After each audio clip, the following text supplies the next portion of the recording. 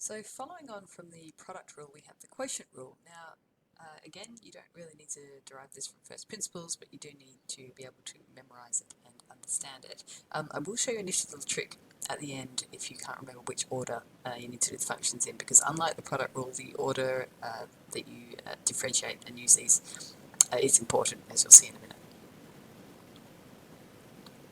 Okay, so we start off with a function that's the quotient of two other functions, so similar to the product rule. Except in this case we've got a division, so we've got the function f of x divided by the function g of x. Both these functions must be differentiable, and you also need to be aware that this can't be 0. So if there's a value of x where this is 0, clearly this function is not going to exist. So you can probably see some restrictions in the questions about the values that g of x can't be. So if you meet all these criteria, then the derivative of f of x is given by this formula, which looks a little bit similar to the product rule, but not quite. So we've got the derivative of the first function times the second function minus the derivative of the second function times the first function, all divided by the second function. So the divisor there is all squared. Okay, so clearly you need to make sure that you are differentiating these in the correct order. So this is the derivative of the first function times the second, and then take the derivative of the second times the first, because if you get those backwards, then obviously you'll get a negative in the wrong place, and you'll get the wrong answer. So that is your quotient rule, and then we simply apply it just like we did for the product rule. So let's run through a few examples. Okay, so the first one, we've got x minus 2 over this quadratic, x squared plus 4x plus 1. Okay, and we want to differentiate that. So what we're going to start off by doing is say, well, we'll let f of x equal x minus 2, and I know that the derivative of that is simply 1.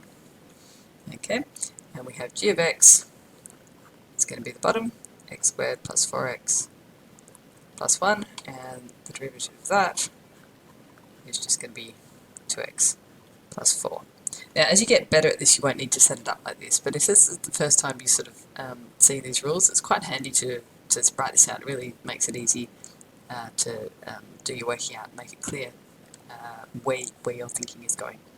Okay, so f prime x is the derivative of the first, which is 1, times the second, which is this one, x squared plus 4x plus 1, okay, minus the derivative of the second, 2x plus 1, times the first, x minus 2, okay, all divided by the second one squared, x squared plus 4x plus 1 all squared.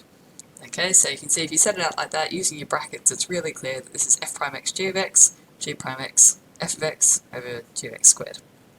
Okay, now doing some expansion and simplifying, we've just got x squared plus 4x plus 1 minus 2x squared take 4x plus 4x minus 8. Of course, those two cancel each other out. Let's still over this one, x squared plus 4x plus 1 all squared. Okay, and then when that's simplified, we just get minus x squared plus 4x plus 9 over that squared bracket there. Squared plus 4x plus 1. Okay, so pretty straightforward. A little bit clunky in terms of doing your algebraic simplification and sort of gymnastics, but not difficult maths at all. So providing you can remember the formula, do the initial differentiation correctly, and then substitute in, you won't have any problems at all. Okay, let's have a look at this one. Now, like I did with the product rule, I'm going to give you an opportunity to do part A by yourself, and then I'll just put the answer up for you.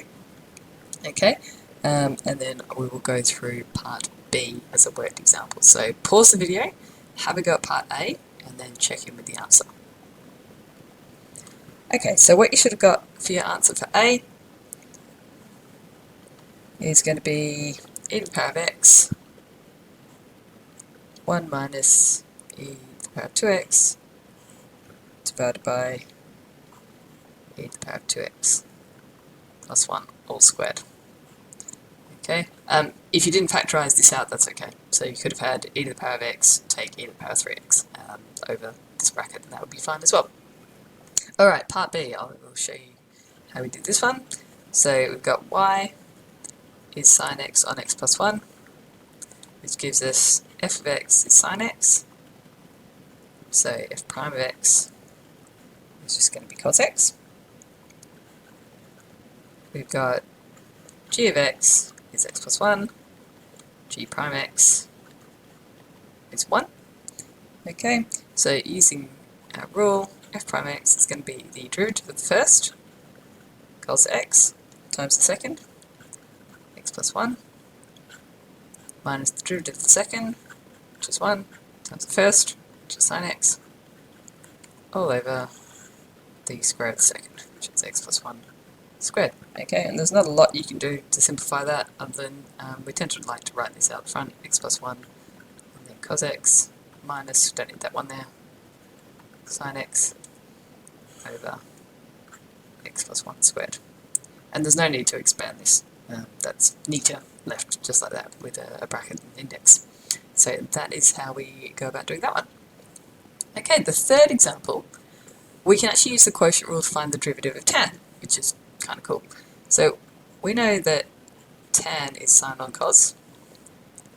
So we've got tan theta is sine theta over cos theta. So of course now that's a quotient, so we can use that. So f of x is sine theta, which means f prime of x is cos theta. G of x is cos theta. So g prime of x is going to be minus sine theta. And then we just use our quotient rule. So f prime of x is going to be the derivative of the first, cos theta, times the second, which is also cos theta, minus the derivative of the second, which is minus sine theta, times the first, sine theta, divided by the second squared, cos squared theta. Okay, so if we multiply that out, we get cos squared theta plus sine squared theta, because the two negatives become positive, over cos squared theta. Now this is your Pythagorean identity here from the unit circle. We know that cos squared theta plus sine squared theta is just 1 on cos squared theta. And then using the terminology of secant, which we introduced when we were looking at derivatives of secular functions, that's sec squared, secant squared theta. Okay, which is what we know as our derivative of tan. So there's the proof using the quotient rule that the derivative of tan theta is sec squared theta. So if you do forget that, you can derive that in a moment of panic. Okay, one last one, which is a bit of a handy hint. If you do get stuck trying to remember which way the quotient rule goes, you can actually use it as the product rule, just with negative indices. So we've got f of x is little f of x over g of x. That's the same as f of x times g of x to the power of negative 1. Okay, so we can use the product rule on this one. And the way that works is by saying, well, f prime x is going to be the derivative of the first, which is just f prime x, times the second, g of x to the power of negative 1, okay, plus the derivative of the second. Now this one's a little bit tricky because you need to use the chain rule on this because this is a function. Okay, so we bring the power down, minus 1, and we leave this as though that was the variable itself, so that becomes g of the x minus 2, and then we need to multiply by the derivative of the function. So that's my chain rule using there, and then multiply by the first one. Okay, so just highlight that. That's using the chain rule. Okay, now if we write this as fractions, so we've got f prime x over g of x, and then we've got take g prime x times f of x over g of x squared, because we've just brought this down so that it becomes a positive index. And now if we multiply this fraction by g of x on the top and bottom, so that we have a common denominator, we get f prime x times g of x minus g prime x times f of x all over g of x all squared, like that. And that's our quotient rule. So that's a nifty little trick as well. that might help you remember, or at least it just helps with demonstrating the consistency between the product rule and the quotient rule. Okay, and just bonus random fact, because on the day that I'm recording this, it turns out that a new biggest known prime number has been discovered. So for those of you who are in the know, mathematicians get really excited about big prime numbers because they've sort of hypothesized that there's an infinite number of prime numbers, but finding them tends to be a lot of grunt work. Okay, because you need to crunch an awful lot of numbers. So as of, I think it was, here we go, January 8th, yep, there's a new biggest prime number, and it's 23 million digits long. Okay, nearly a million digits longer than the previous record holder.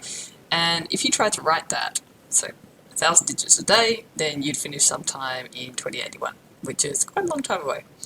Okay, but if you need to write it in shorthand, then what we've got is 2 to the power of 77232917 minus 1.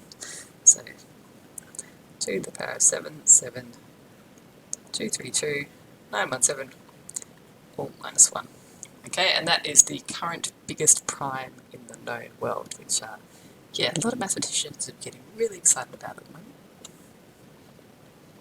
Okay, so summary of this video, the quotient rule is given by this.